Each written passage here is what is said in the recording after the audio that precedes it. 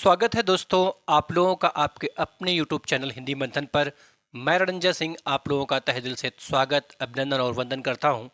इसके पहले वाली क्लास के अंतर्गत हम लोगों ने श्रृंगार रस, हास्य रस, शांत रस और भक्ति रस, इन चार के चारों रसों के विषय में विस्तार से चर्चा कर ली है।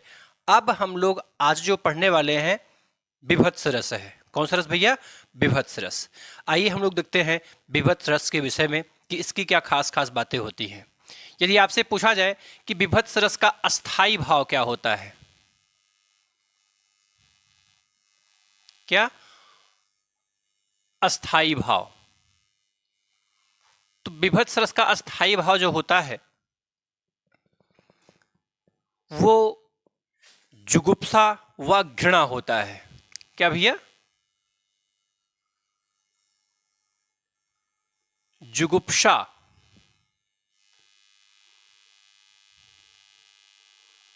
व घृणा होता है। आपको पेपर टाइम में जुगुप्सा भी मिल सकता है और घृणा भी मिल सकता है। इसकी पहचान में आपको ध्यान में रखना है कि इसमें कौन कौन सी चीजें देखने के लिए आपको मिल सकती हैं। पहचान: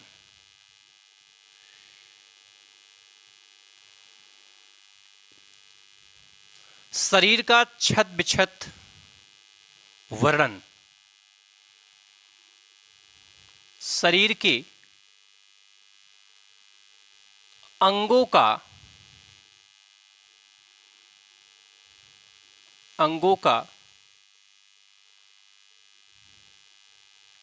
छत विछत वर्णन, छत विछत वर्णन।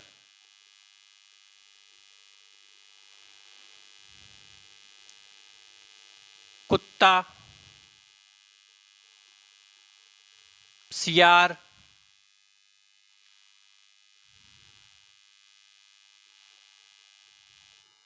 कौवा,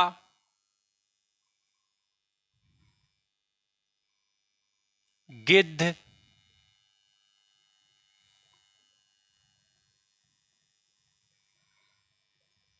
आदि पशु पक्षियों का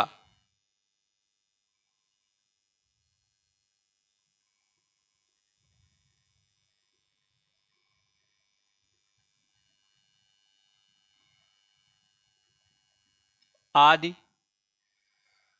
पशु पक्षियों का वर्णन,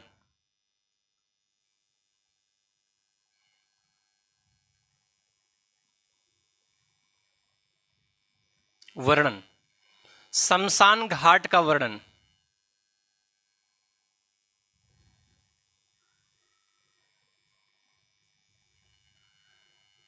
घाट का वर्णन।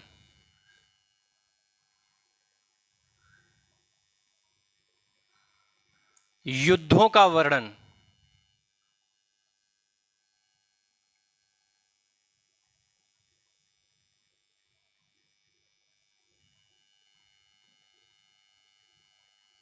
युद्धों का वर्णन।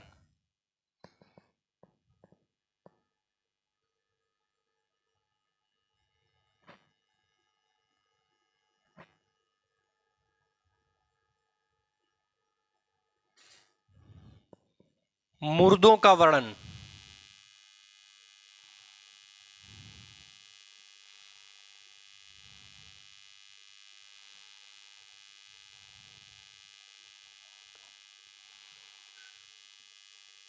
का वर्णन।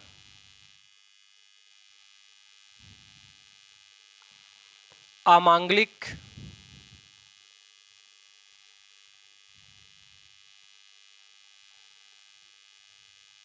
अमांगलिक, श्लोक व दृश्यों का वर्णन,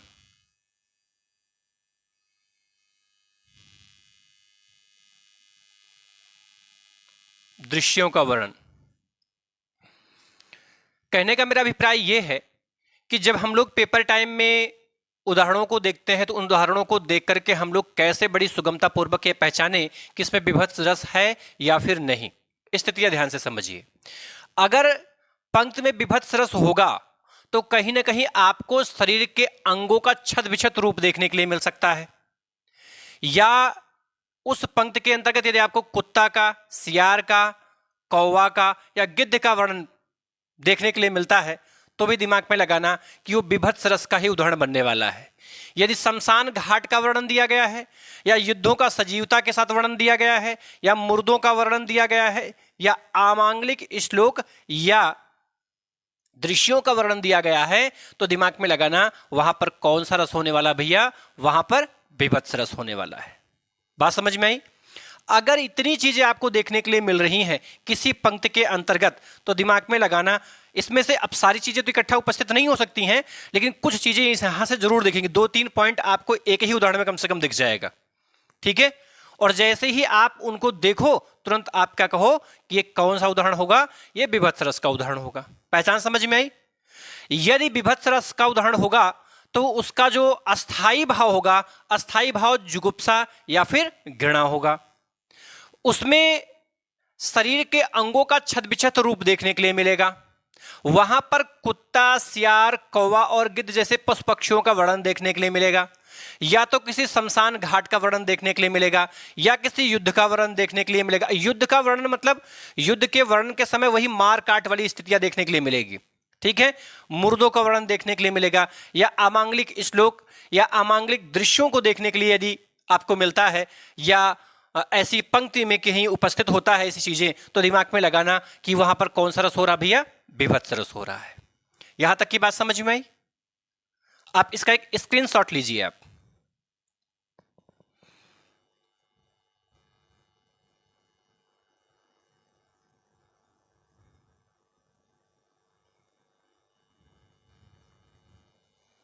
लिख लिया भैया? चलिए अब हम लोग इसकी परिभाषा देख लेते हैं। देखिए, परिभाषा केवल मन को संतुष्टि प्रदान करती है, वहां से कोई विशेष लाभ हम लोगों को नहीं मिलता है। लेकिन जो मैंने आपको पहचान का तरीका बताया है, अगर यह तरीका आपके दिमाग में चल रहा है तो फिर ये मान के चलिए कि आपको किसी भी प्रकार की कोई भी समस्या नहीं आने वाली है, ठीक है? परिभाषा।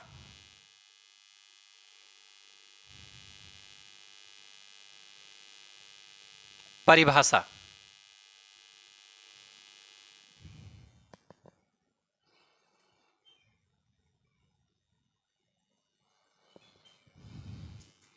घृणा उत्पन्न करने वाले, घृणा उत्पन्न करने वाले, अमांगलिक श्लोक,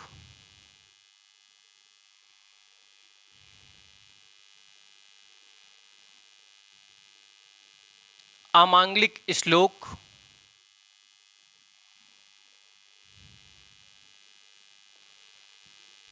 एवं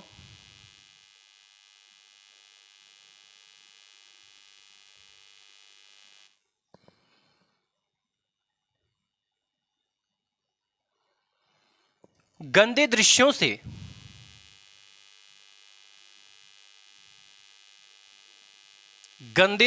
से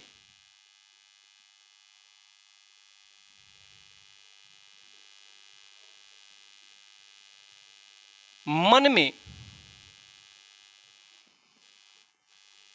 जो घृणा उत्पन्न होती है,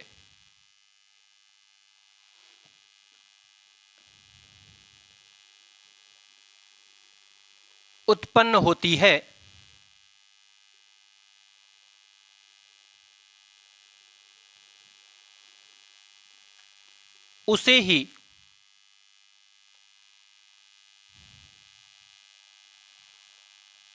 विभत्स रस कहते हैं।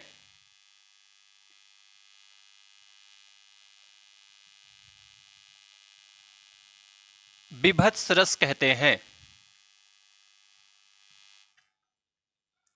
दूसरे शब्दों में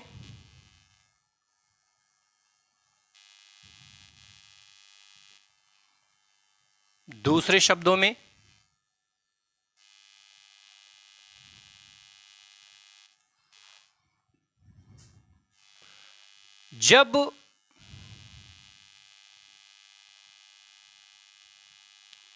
जुगुप्सा नामक अस्थाई भाव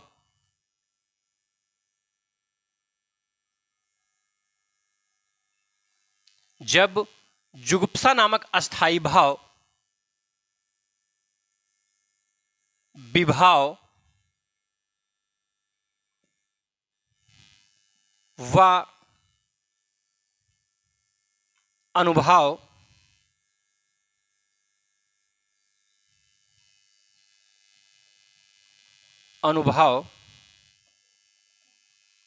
एवं संचारी भाव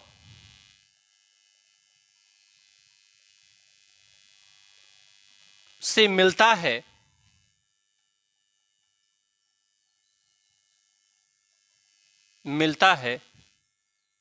तब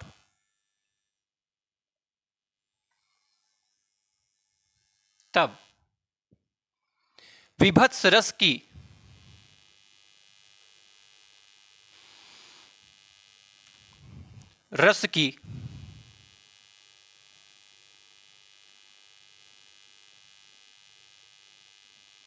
निष्पत्ति होती है।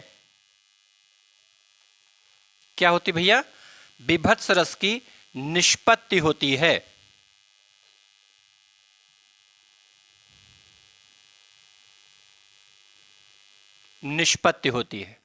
बात समझ में आई?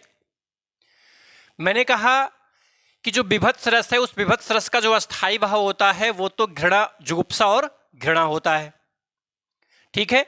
इसकी पहचान में मैंने बताया, यदि शरीर के अंगों का छद विछद वर्णन कहीं पर हो, कहीं पर युद्धों का वर्णन हो, मुर्दों का वर्णन हो, शमशान घाट का वर्णन हो, कौवा, गिद्ध, कुत्ता, स्वान माने कुत्ता, सियार जैसे पशु पक्षियों का वर्णन हो, या अमांगलिक श्लोकों का वर्णन हो, या घृणित वस्तुओं का वर्णन हो, तो ऐसी स्थितियों में वहां पर विभत्स रस उत्पन्न हो जाता है। परिभाषा ध्यान से समझेंगे। यदि घृणा उत्पन्न करने वाले अमांगलिक श्लोक व गंदे दृश्यों के वर्णन से, गंदे दृश्यों के वर्णन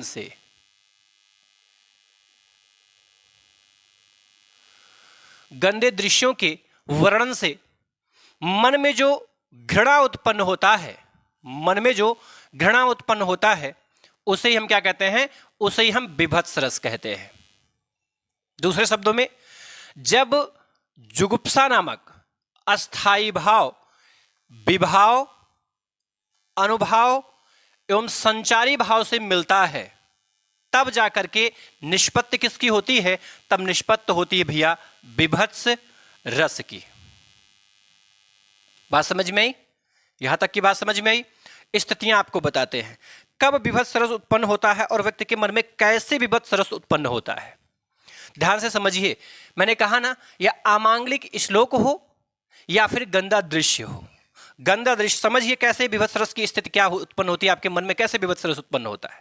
कल्पना करिए कि आप रास्ते पे जा रहे हैं और वहां आप एक कुत्ते को मरा हुआ देखें।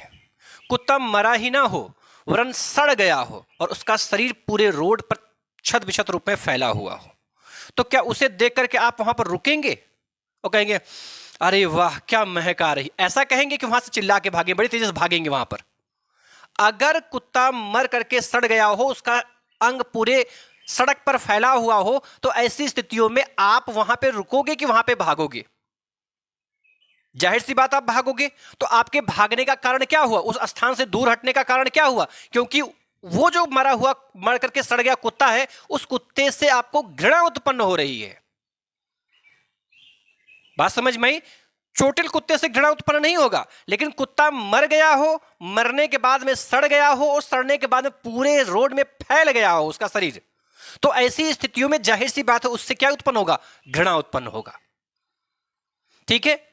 या आपको पता है कि जब भी कोई भी प्रोग्राम होता तो प्रोग्राम की समाप्ति के बाद में हम लोग जो जूठे पत्तल उत्तल होते हैं, जो खाना होता है, उसको ऐसे वैसे कहीं फेंक देते हैं। तो जहां पे आपने उन खानों को फेंका है वहां पर 2-3 दिन के बाद में जाइए तो वहां पर भी आप बैठ नहीं सकते, रुक नहीं सकते हैं, वरना आप वो भी, उससे भी आपको घृणा उत्पन्न हो जाएगी और वहां से आप भागेंगे। नाली है, नाली बहुत तेज बदबू कर रही हो, बहुत तेज दुर्गंध वहां से उत्पन्न हो रही हो, तो क्या आप वहां पर खड़े होंगे? वरन वहां से हटेंगे। क्यों हट रहे हैं? क्योंकि वहां से आपको घृणा उत्पन्न हो रही है, यार कितना गंदा है। तो जो गंदे दृश्य होते हैं, जो अमांगलिक श्लोक होते हैं, ऐसी चीजों से मन में जो घृणा का भाव उत्पन्न होता है उसे हम विभत्स रस कहते हैं। बात समझ में आई? विभत्स रस समझ में आया कि विभत्स रस व्यक्ति के मन में उत्पन्न कैसे होता है। ये जो दृश्य होते हैं, इन दृश्यों से ही व्यक्ति के मन में वो घृणा का भाव उत्पन्न होता है, और घृणा के भाव के उत्पन्न होने की स्थिति क्या है? विभत्स रस है। बात समझ में आई? चलिए अब हम लोग कुछ उदाहरणों के माध्यम से इसको स्पष्ट करते हैं, लेकिन आप पहले इसका स्क्रीनशॉट लें भैया।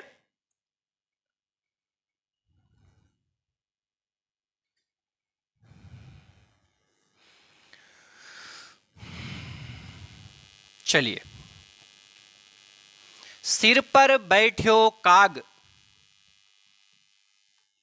सिर पर बैठ्यो काग, आंख दो खात निकारत। सिर पर बैठ्यो काग, आंख दो खात निकारत। ये पंक्ति जो आप सुन रहे हैं, ये पंक्ति है किसकी? चलिए, पंक्ति किसकी हो तो स्पष्ट ही करेंगे। सबसे पहले इस पंक्ति को लिख लेते हैं।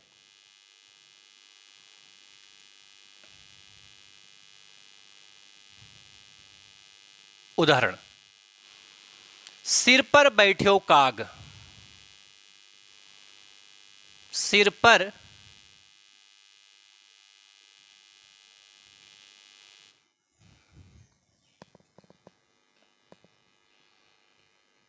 बैठ्यो काग।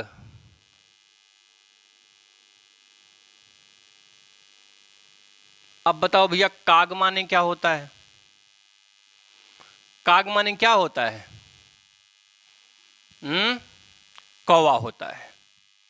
कौवे का वर्णन आया, और मैंने आपको कुछ कुछ पशु पक्षियों के नाम बताए थे। उसमें कुत्ता बताया था, सियार बताया था, गिद्ध बताया था और कौवा बताया था। तो कौवे का वर्णन आना इस बात का संकेत कर रहा है कि कहीं ना कहीं यह पंक्ति विभत्स रस का रूप धारण करने वाली है।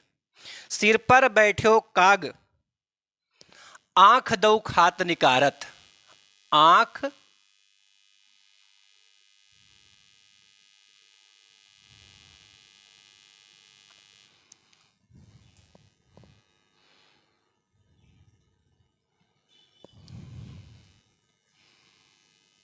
दो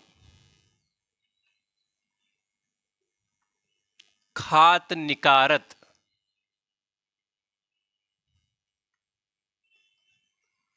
खात निकारत। अब वो कौवा कर क्या रहा है? आंख, जो दोनों आंखें हैं, उन दोनों ही आंखों को वो खींच करके, नोच नोच के खा रहा है।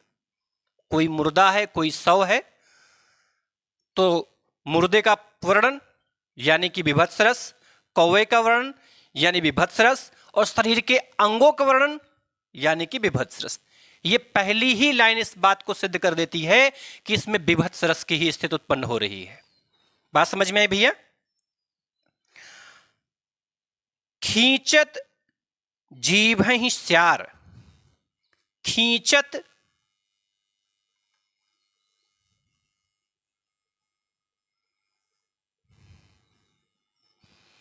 खींचत जीभहि,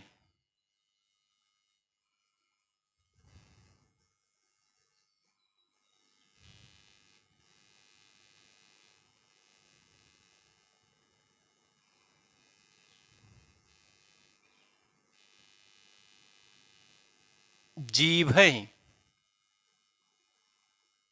स्यार। स्यार माने क्या होता भैया? वही सियार। क्या भैया? सियार। बात स्पष्ट हो रही है ना? खींचत जीभहि स्यार।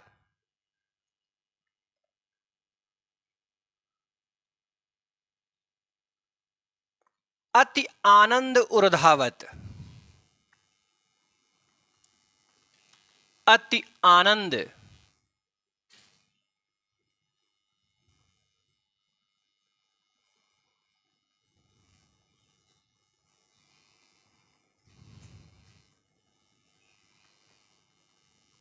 उर्धारत, उर्धारत। गिद्ध जांग का खोद खोद के,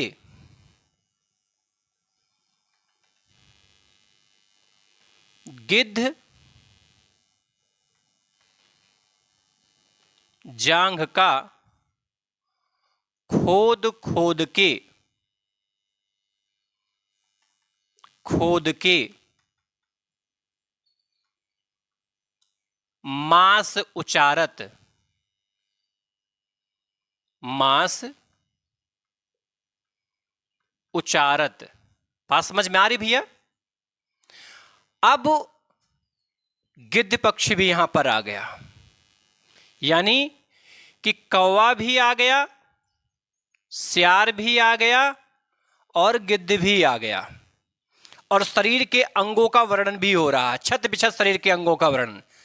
आंख का वर्णन हो रहा है, जांघ का वर्णन हो रहा है, जांघ का वर्णन हो रहा है, जीभ यानी जीभ, जीभ का वर्णन हो रहा है। बात समझ में आ रही ना? तो ये सारे के सारे संकेत विभत्स रस की तरफ कर रहे हैं। किस रस की तरफ भैया? विभत्स रस की तरफ कर रहे हैं। आगे, स्वान अंगुरिंग का काट काट के, स्वान, लो ये भी आ गया। स्वान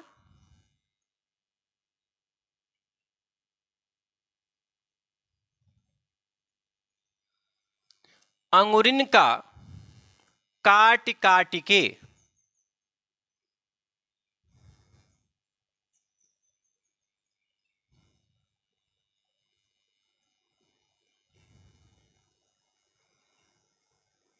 काट काट के, काट काट के खात बिदारत, खात विदारत, विदारत। ठीक है। अब देखिए यहां पर वह चौथा जानवर स्वान यानी कुत्ता भी आ गया। आया कि नहीं आया? आया कुत्ता। और शरीर के अंगों में अंगुरिन भी आ गया, अंगुली भी आ गई। ध्यान से समझो, यह जो पंक्ति है वो सत्य हरिश्चंद्र नाटक की है। किसकी भैया? सत्य हरिश्चंद्र नाटक की है। और यह सत्य हरिश्चंद्र जो नाटक है, यह नाटक है किसका? तो यह नाटक है भैया भारतेंदु हरिश्चंद्र जी का। भारतेंदु हरिश्चंद्र, भारतेंदु हरिश्चंद्र जी का नाटक है और उसी नाटक का यह अंश लिया गया है। ये सत्य हरिश्चंद्र अर्थात एक शमशान घाट का वर्णन किया जा रहा है, क्योंकि शमशान घाट पर ही काफी समय तक हरिश्चंद्र जी को रहना पड़ता है। तो वहीं का दृष्टांत यहां पर चित्रित किया गया है और बताया क्या जा रहा है कि सिर पर बैठो काग, कि वहां पर जो लोगों के शव रखे हैं उन शवों पर, उन मुर्दों पर, उनके मुर्दों के सिर पर कौवा बैठ रहा है। और कौवा बैठ के कर क्या रहा है? आंख दऊ खात निकारत, उनके दोनों ही आंखों को नोच नोच करके वो खा रहा है। कौन? कौवा। कौवा सिर पर बैठा है मुर्दे के और मुर्दे की दोनों आंखों को नोच नोच के खा रहा है बड़े चाव के साथ, है ना? आगे क्या दिया है कि जीभ खींचत जीभ ही स्यार, और उस मुर्दे के जीभ को कौन खींच रहा है? सियार खींच रहा है। और बड़े चाव से खा करके अति आनंद उर्माने हृदय धावत मतलब धारण करता है। और उस जीव को खींच खींच कर खाने से उसको बड़े ही, उसके हृदय में बड़े ही आनंद की अनुभूति हो रही है, बड़े ही आनंद का अनुभव कर रहा कौन? वह सियार कर रहा है। और गिद्ध जांग का खोद खोद के मांस उचारत, और गिद्ध क्या कर रहा है? वो उस मुर्दे की जंघाओं को खोद खोद कर उसे से मांस खींच ले रहा, खींच खींच कर बड़े चाव से खा रहा है। ठीक है। स्वान अंगुरिंग का काट काट के खात बिदारत, और कुत्ता क्या कर रहा है? कुत्ता जो है वो उस सौ के हाथ की उंगलियों को खींच खींच के लिए भागे जा रहा है और बड़े चाव के साथ काट काट के खा रहा है। और खाने के साथ साथ बिदारत मतलब होता है फैलाना, और उसके हाथ के अंगों को यहां वहां फैला दे रहा है। बात समझ में आई? बात समझ में आई? अब इस दृष्टांत को सुनकर के आपके मन में घृणा का भाव उत्पन्न हुआ कि प्रेम का भाव उत्पन्न हुआ? जाहिर सी बात है कि इससे आपके मन में घृणा का भाव उत्पन्न हुआ। एक बार इसका अर्थ फिर से बता दे, एक बार और बता देंगे तो यदि आप बैठे तो उल्टी होनी शुरू हो जाएगी आपको, इसलिए कोई आवश्यकता नहीं है, अर्थ आपके समझ में आ चुका होगा। बात समझ में आई? और अगर पुनः सुनने का भी इच्छा होगी तो आप इस वीडियो को पुनः पीछे से पुनः देख लीजिएगा। ठीक है, आगे हम लोग चलते हैं, आगे चलते हैं। आप इसका स्क्रीनशॉट लीजिए, आगे की चीजों की मैं चर्चा आपसे करता हूं।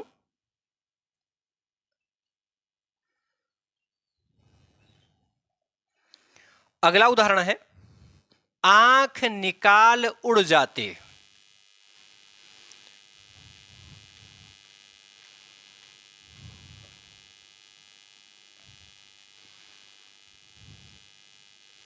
अब तो आप विभत्स रस पहचान जाएंगे ना। विभत्स रस की मैंने आपको पहचान बता दी। पहचानों की स्थिति यदि आपके दिमाग में चलेगी तो पेपर टाइम में विभत्स रस का कोई भी उदाहरण आएगा तो आपको ये चीज देखने के लिए उसमें मिलेगी। और जैसे ही आप इन चीजों को देखेंगे तुरंत ये मान जाइएगा यह उदाहरण किसका है भैया, तो यह उदाहरण है आपके विभत्स रस का उदाहरण है।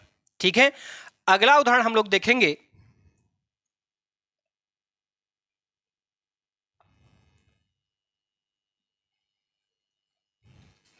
आंख निकाल उड़ जाते। आंख निकाल उड़ जाते, क्षण भर उड़कर आ जाते। क्षण भर उड़कर आ जाते, आ जाते। अब आंख शरीर का छत विछत अंग देख रहे हैं ना, तो पहली लाइन से चीजें आपको मिलनी स्टार्ट हो गई हैं, अंत तक देखते हैं।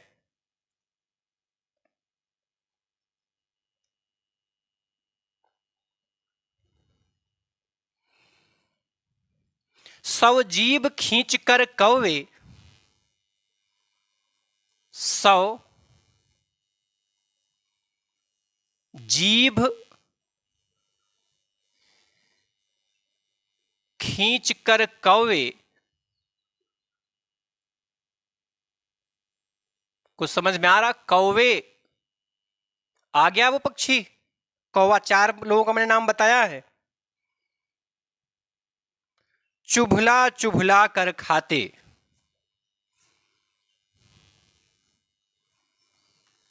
चुभला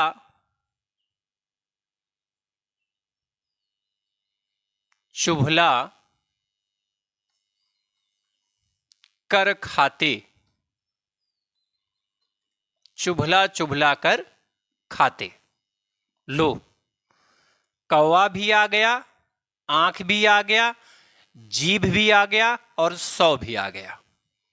एकदम स्पष्ट हो गई चीजें कि यह उदाहरण भी आपका किसका है? विभत्स रस का ही उदाहरण है।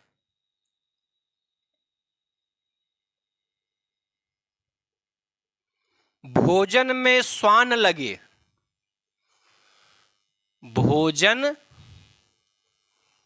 में स्वान लगे। स्वान माने क्या होता भैया? स्वान लगे।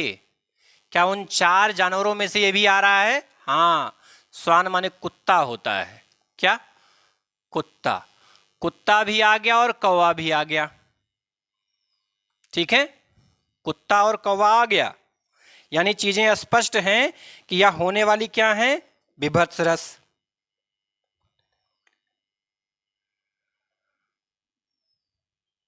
मुर्दे थे भू पर लेटे।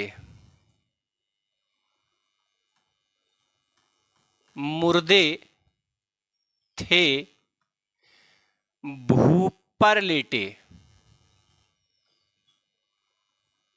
लेटे यानी कि मुर्दे भी आ गए, ये भी पहचान उसी की है ना? बीभत्स रस का ही पहचान है।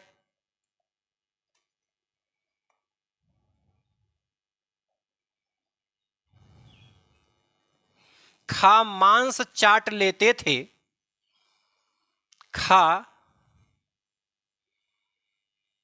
मांस चाट लेते थे।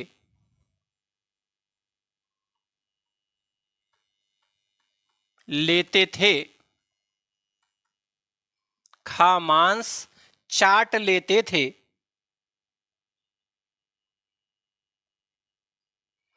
चटनी सम बहते बेटे। चटनी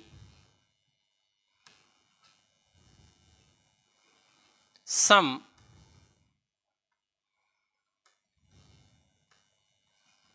बहते बेटे।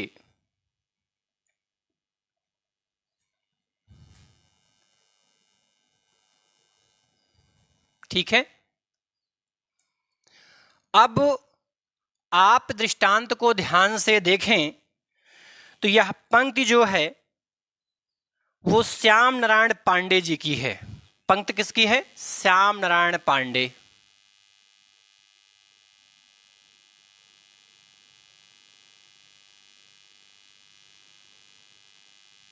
पांडे जी की पंक्ति है। ठीक, यहां पर पहचान के लिए देखिए, आंख शब्द है, जीव शब्द है, सौ शब्द है, कौवा शब्द है, ठीक है, स्वान है, मुर्दा है, ठीक है, मांस है, ठीक है, मांस है। अब ये सारे शब्द ही इस बात की पुष्टि कर दे रहे हैं, चाहे आपको इसका अर्थ आवे चाहे ना आवे, ये शब्द इस बात की पुष्टि कर देते हैं कि यहां पर बीभत्स रस है। ध्यान से समझिए, ये भी शमशान घाट का ही वर्णन है, वहां का ही दृष्टांत है। दिया क्या गया है कि आंख निकाल उड़ जाते और क्षण भर उड़कर आ जाते। वहां जो कौवे हैं, वे जो कौवे हैं वो करते क्या है कि मुर्दे के पास पहुंचते हैं, उसकी आंख को खींचते हैं और खींच करके मुंह में पकड़ के उड़ जाते हैं, और जैसे ही आंख को खाते हैं, खाने के बाद में वो खत्म होता है वो मांस का टुकड़ा, तुरंत फिर भाग के चले आते कहां? उस सौ के पास। आगे, सौ जीभ खींच कर कौवे, और उस सौ के जीभ को कौवा इस बार खींच रहा है। बड़े चाव के साथ कौवा उस मुंह में जो जीभ, उस जीवा को खींच लेता है, ठीक है, और चुभला चुभला कर खाते हैं बड़े चाव से। उसे चुभला चुभला के, जब कोई भोज्य पदार्थ बहुत स्वादिष्ट होता है तो हम उसे बहुत शौक से, बड़े आनंद से धीरे धीरे खाते हैं। तो वह कौवे के लिए भी बहुत स्वादिष्ट भोजन बन चुका है और उसको बड़े चाव से वो चुभला चुभला कर खा रहा है। आगे, भोजन में स्वान लगे और कुत्ते भी अपने भोजन में खूब डटे हैं। कर क्या रहे हैं? मुर्दे थे भू पर लेटे, और जो मुर्दे थे वो बेचारे भूमि पर लेटे पड़े हुए थे। आगे, खा मांस चाट लेते थे, मांस को खा लेते थे, और मांस को खाने के बाद में बीच बीच में वो चटनी की वो चटनी की भांति उसे चाट चाट कर खाते हैं। आप समझ पा रहे होंगे कि इस दृष्टांत को पढ़ें और थोड़ी सी कल्पना अगर मन में कर लें तो दिमाग पर रखिए कि हालत खराब हो जानी है।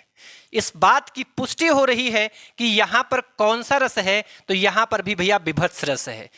आपको समझ में आना चाहिए कि भोजन जब हम लोग करते हैं, दाल चावल रोटी सब्जी कुछ भी खा रहे हो तो बीच बीच में चटनी को खाते हैं, ठीक वैसे ही वो जो खून बह रहा है उस खून को चटनी की भांत बीच बीच में खाए जा रहे हैं, है ना। अब इस दृष्टांत को पढ़ करके क्या आपके मन में प्रेम की अनुभूति उत्पन्न हो रही है, श्रृंगार रस उत्पन्न हो रहा है कि घृणा के भाव उत्पन्न हो रहे? बताओ मुझे। घृणा के भाव उत्पन्न हो रहे हैं ना, और घृणा के भाव उत्पन्न हो रहे हैं तो जाहिर सी बात रस कौन सा हो जाएगा? विभत्स रस हो जाएगा। कौन सा रस हो जाएगा? विभत्स रस। पहचान के लिए मैंने आपको बहुत सारी चीजें इसमें बताई। एक और महत्वपूर्ण बात, यहां पर भैया सम शब्द आ गया है, सम शब्द। तो इस सम शब्द के आधार पर क्या आप बता सकते हैं कि यहां पर कौन सा अलंकार है? अलंकार। यदि आपने अलंकार को अच्छे तरीके से समझा है तो आप कमेंट बॉक्स में मुझे बताएंगे कि चटनी सम बहते बेटे, ये चटनी सम बहते बेटे में कौन सा अलंकार है? आपको यही बताना है कि इस पंक्ति में कौन सा अलंकार है, और इसका जवाब आप हमें कमेंट बॉक्स में देंगे। कहां देंगे? कमेंट बॉक्स में देंगे। यदि यहां समझ के इसका प्रत्युत्तर दे रहे हैं, मतलब यह है कि आपने अलंकार को पढ़ा है, और जिनकी समझ में नहीं आ रहा है कि समवाचक शब्द के उपस्थिति पर कौन सा अलंकार उत्पन्न होता है, वो मेरे पिछले वीडियो को देखें। वहां मैंने अलंकार को बड़े विस्तार से पढ़ाने की कोशिश की है। वहां उस अलंकार टॉपिक को आप देखेंगे तो यह प्रश्न का जवाब आपको बड़ी सुगमता पूर्वक मिल जाएगा। ठीक है, बात समझ में आई? चलिए एक और उदाहरण देख लेते हैं जिससे कि आपका कंसेप्ट एकदम से क्लियर हो जाए, कोई समस्या आपके समक्ष उपस्थित ना हो। यह तो समझ में आ गया, अर्थ पूरा अर्थ समझ में आ गया, समझ में आ गया इसमें कौन सा रस है। चलिए बहुत अच्छी बात है।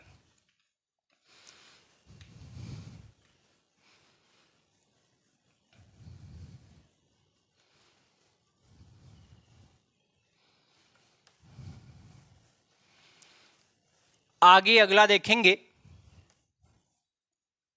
बड़ा फेमस उदाहरण वह भी है। कई बार देखिए, जितने भी मैं आपको उदाहरण दे रहा हूं ये हर बार की परीक्षाओं में ये पूछे जाने वाले हैं। हो सकता है आपके पेपर में यही उदाहरण ही आ जाए, है ना। इसलिए आपको परेशान होने की तनिक भी आवश्यकता नहीं है।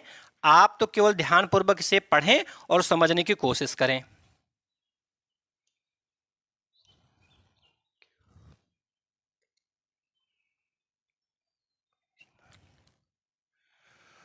को अतड़िन की पहिन माल, को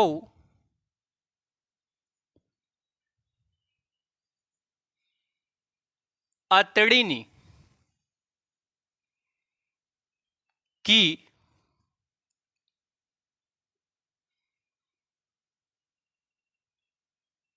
पहिन माल, कौ अतड़िन की पहिन माल, इतरात दिखावत,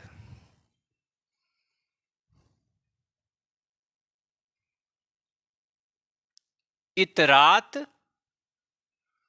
दिखावत, दिखावत, इतरात दिखावत। यह भी शमशान घाट का ही वर्णन है। शमशान घाट की स्थितियों को चित्रित करते हुए कहा जा रहा है कि क्यों अतड़िन की पहिन माल, कि वहां पर जो भूत प्रेत हैं वो उस सौ की आंतों को खींच ले रहे हैं, और आंतों को खींच करके अपने गले में मालाओं की भांति पहन ले रहे हैं, और पहनने के बाद में इतरात दिखावत, बड़े प्रसन्नचित होकर के लोगों को दिखा रहे हैं, देखिए कितना अच्छा लग रहा है। पहने क्या है? आंतों को पहने, मनुष्यों के आंतों को पहने हुए हैं, और जैसे माला लटक रही वैसे आंतें लटक रही हैं, और लोगों को दिखा रहे हैं बड़े चाव से, देखिए कितना अच्छा लग रहा है। ठीक है, तो अतड़िन शब्द इस बात की पुष्टि कर रहा कि शरीर का छद विच्छेद अंग है, और शरीर के छद विच्छेद अंगों का यदि प्रयोग होता है तो वहां पे होता क्या है, तो वहां पर विभत्स रस की स्थिति उत्पन्न होनी शुरू हो जाती है। आगे देखेंगे, कौ चर्बी लय चोप। कौ चर्बी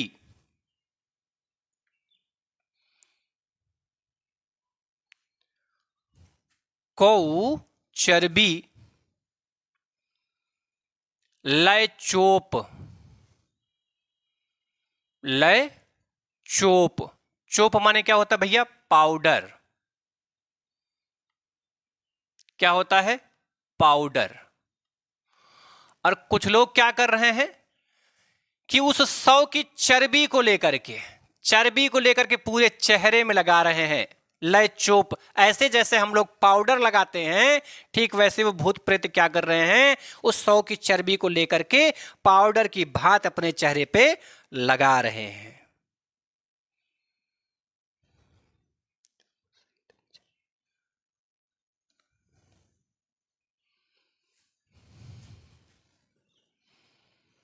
सहित निज अंग लगावत, निज अंग लगावत।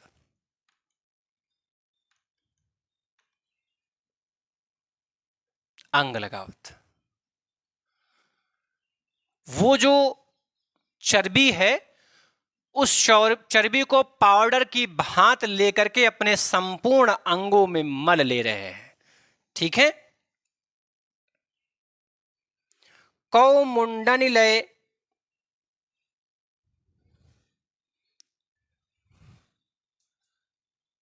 कौ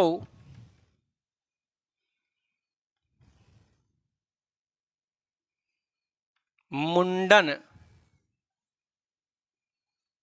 लय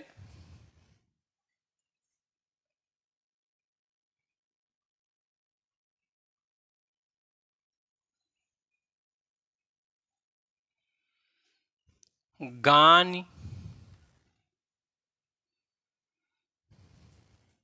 गान गोद कंदुक लय डारत। गोद कंदुक लय डारत, लय डारत। और कुछ लोग क्या कर रहे हैं, कुछ लोग उन सौ के मुंडों को अर्थात उनके सिरों को लेकर के किसकी भांति, कंदुक यानी गेंद, गेंद की भांति लेकर अपनी गोद में हिला डुला रहे हैं। ठीक है, अपनी गोद में हिला डुला रहे हैं। कौ रुंडन पे बैठी। कौ रुंडन पर बैठ,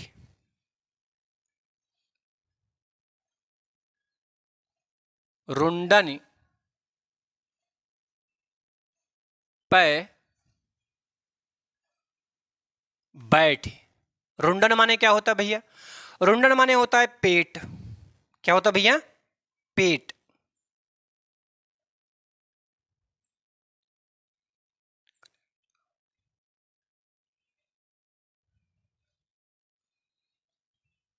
कलेजो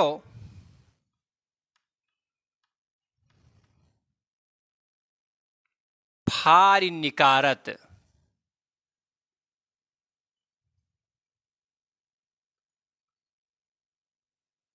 फारी निकारत।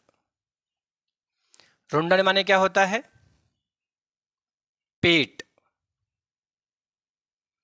मुंडन माने क्या होता है, सिर। ठीक है, सिर। यह जो पंक्ति है पंडित जगन्नाथ दास रत्नाकर की है। पंडित जगन्नाथ दास रत्नाकर की है। ये भी एक शमशान घाट का वर्णन करते हुए कहते हैं कि वहां शमशान घाट पर जो भूत प्रेत हैं वो उन शवों के साथ क्या कर रहे हैं, उन शवों की स्थितियों को चित्रित करते हुए पंडित जगन्नाथ दास रत्नाकर जी कह रहे हैं कि कौ अतड़िन की पहिनी माल, वहां पर जो भूत प्रेत हैं वो शवों की आंतों को खींच करके माला की भांति पहन करके इतरा रहे हैं, खुश हो रहे हैं, प्रसन्नचित हो रहे हैं और लोगों को घूम घूम कर दिखा रहे हैं। आगे, कौ चर्बिन लय छोप, और कुछ लोग उस चर्बी को पाउडर की भांत लेकर के निज अंग लगावत अपने शरीर में लगा रहे हैं। और कौ और कुछ सिर लय गानी कंदुक लय डारत, और कुछ लोग उनके सिरों को लेकर के अपनी गोद में गेंदे की भांति उस सिर को लेकर के हिला डुला रहे हैं, हिला डुला रहे हैं। आगे, कौ रुंडन पे बैठी, और कुछ तो उस शव के पेट पर बैठे हुए हैं, उस शव के पेट पर बैठ करके उसके पेट को फाड़ करके उसके कलेजों को निकाल रहे हैं। तो आपकी समझ में आना चाहिए कि यहां पर कलेजे शब्द का प्रयोग किया गया है, यहां पर रुंड शब्द का प्रयोग किया गया, मुंड शब्द का प्रयोग किया गया, चर्बी शब्द का प्रयोग किया गया, अतड़िन शब्द का प्रयोग किया गया है, मुर्दों का व्याख्यान दिया गया है, शमशान घाट का चित्रण किया गया है। तो रस कौन सा होगा भैया? विभत्स रस हो जाएगा। क्या हो जाएगा? विभत्स रस। यहां पर मैं आपसे कहूं कि भैया यहां पर आश्रय क्या होगा, अर्थात इन पंक्तियों के पढ़ने के बाद में ये जो विभत्स रस उत्पन्न हो रहा है किसके हृदय में उत्पन्न हो रहा है? तो पाठकों के हृदय में उत्पन्न हो रहा है। तो यहां पर आश्रय कौन है? पाठक गण, जो पढ़ रहा है उसके मन में यह विभत्स रस उत्पन्न हो रहा है। ठीक है। और यदि मैं आपसे पूछूं कि इसमें विषय क्या है, तो इसमें विषय आखिर क्यों आपके मन में विभत्स रस उत्पन्न हो रहा है, उसका कारण क्या है? तो इसका विषय जो है, विषय है भैया शमशान घाट। शमशान घाट का वर्णन,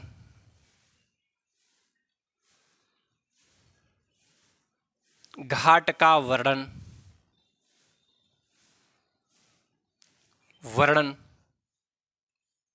ठीक है। बात करें संचारी भाव की, संचारी भाव, तो संचारी भाव अब आप बताइए, इसको पढ़ने के बाद में आपकी स्थिति क्या हो रही है? जड़ता, ग्लानि, एकदम आप जब पढ़ रहे होंगे जड़ता तो बड़ा आपको अटपटा सा महसूस हो रहा होगा, आपका शरीर एकदम स्थिर सा हो जा रहा होगा। जड़ता, दीनता, आपके मन में उत्पन्न एक क्षण के लिए हो जा रहा होगा, जड़ता उत्पन्न हो जा रही होगी, दीनता अर्थात दुख उत्पन्न हो जा रहा होगा, और ग्लानि भी उत्पन्न हो रहा होगा, दुख बड़ा उत्पन्न हो रहा होगा। ग्लानि, यही तो स्थितियां उत्पन्न हो रही ना। तो संभवतः विभत्स रस आपकी समझ में आ गया होगा। आज की क्लास को मैं यहीं पर स्थगित करता हूं। नए रस के साथ मैं नए क्लास में आपको मिलूंगा। तब तक के लिए धन्यवाद। किंतु जाने से पहले मैं आपसे निवेदन करता हूं कि कृपया आप हमारे इस चैनल को लाइक और सब्सक्राइब करें, हमारे इस वीडियो को भी लाइक, सब्सक्राइब व इस पर कमेंट करें, और ज़्यादा से ज़्यादा लोगों के पास में आप इसे शेयर करें। यदि आपको चीज़ें समझ में आ रही हैं तो इसका लाभ औरों तक भी पहुंचाएं। धन्यवाद।